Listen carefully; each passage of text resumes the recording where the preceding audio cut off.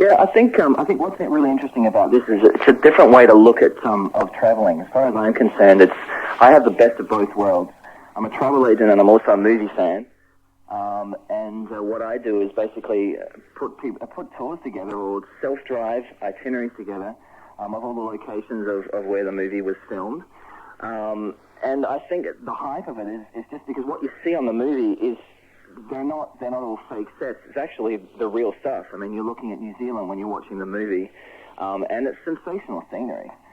So for the fans of the trilogy, what will they see if they go on your Middle Earth tour?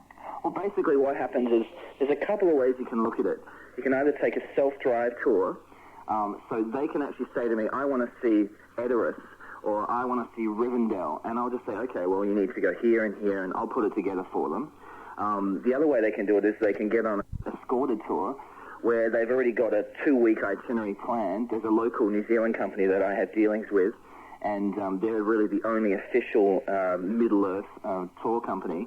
And they basically go to all quite a lot of the major scenes from the movies. And the thing is, too, they actually meet some of the actors as well. A lot of the guide leaders are actually were orcs in the movie and or behind-the-scenes people in the movie, so they have sort of hands-on experience of what actually happened in the locations.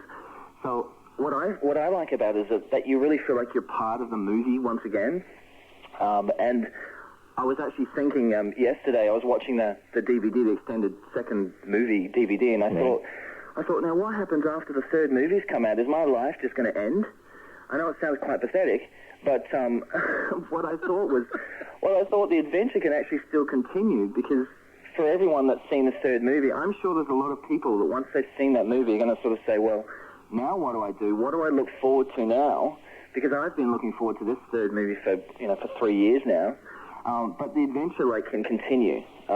You can plan to visit the actual movie itself in a way, the Middle-earth land itself, by going down to New Zealand and just recreating the whole event again for yourself.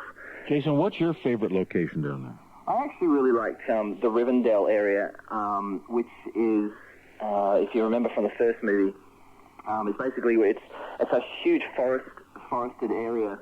And it's basically where all the elves lived.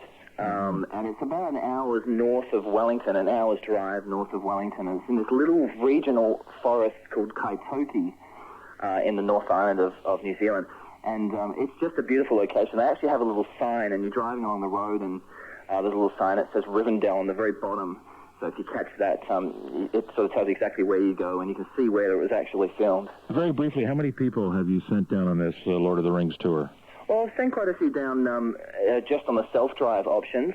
No one's sort of taken advantage of the escorted tour yet. I guess not many people really know about it. I haven't really promoted this yet.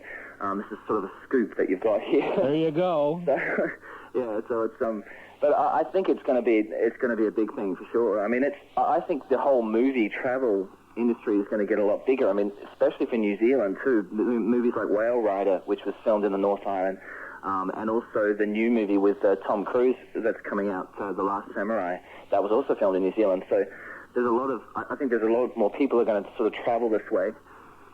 Well, Jason, thanks for talking about it this morning, and I'm sure you'll be first in line when